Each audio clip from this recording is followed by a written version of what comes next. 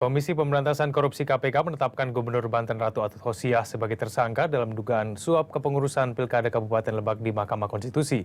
Dan untuk informasi selengkapnya kita bergabung dengan reporter Berita 1 Dina Karina yang berada di KPK. Ya Dina, kapan rencananya Ratu Atut diperiksa sebagai tersangka?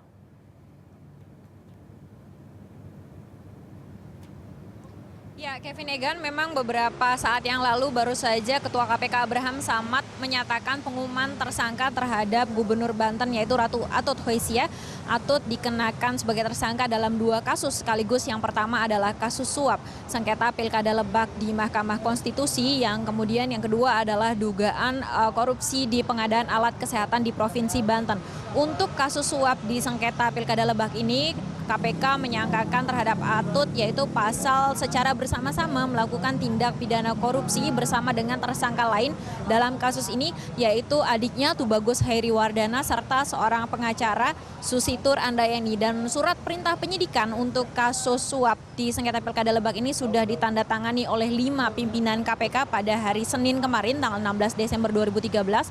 Sementara untuk dugaan kasus korupsi di alat kesehatan Banten ini, KPK belum mengeluarkan sprindik atau belum mengeluarkan surat perintah penyidikan, sehingga KPK juga belum merumuskan pasal sangkaan apa yang dituduhkan kepada Atut. Namun Ketua KPK Abraham Samad tadi menegaskan bahwa dalam kasus Alkes Banten ini Atut sudah ditetapkan sebagai tersangka. Sedangkan untuk penahanan, memang KPK saat ini belum tahu kapan akan menahan Atut.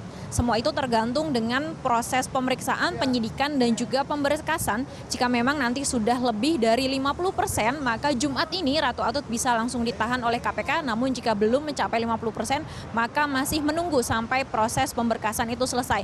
Karena memang di sini KPK terikat waktu 120 hari sejak penahanan.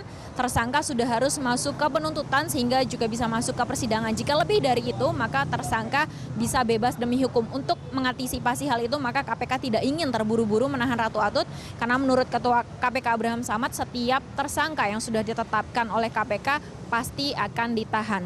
Kemudian KPK juga masih terus mengembangkan sebenarnya apakah ada lagi tersangka dalam kasus suap di sengketa Pilkada Lebak ini dan juga di kasus korupsi alat kesehatan Banten ini. KPK masih terus mengembangkan dan tidak tertutup kemungkinan akan ada lagi anggota keluarga dari dinasti Banten ini yang akan menjadi tersangka seperti yang tadi dikatakan oleh Ketua KPK Abraham Samad. Dan semua itu memang tergantung dari hasil pengembangan penyidikan KPK. Dan sampai saat ini KPK juga belum bersedia menyatakan sebenarnya apa peran Atut dalam kasus suap Pilkada Lebak dan juga Alkes Banten, karena nanti KPK berjanji akan membukanya setelah di persidangan dengan dakwaan dari Jaksa Penuntut Umum KPK, sehingga Atut tidak bisa menyiapkan pembelaan-pembelaan atas pernyataan yang sudah dibuat oleh KPK ini. Dan Kevin Egan, dengan ditetapkannya Atut sebagai tersangka ini menjawab dari harapan dari masyarakat Banten dan juga masyarakat Indonesia, karena memang sudah lama mereka protes terhadap dengan adanya korupsi yang masif dari dinasti politik keluarga Atut di Provinsi Banten ini, Egan. Baik, terima kasih Dina. Dina Karina melaporkan langsung dari Gedung KPK Jakarta.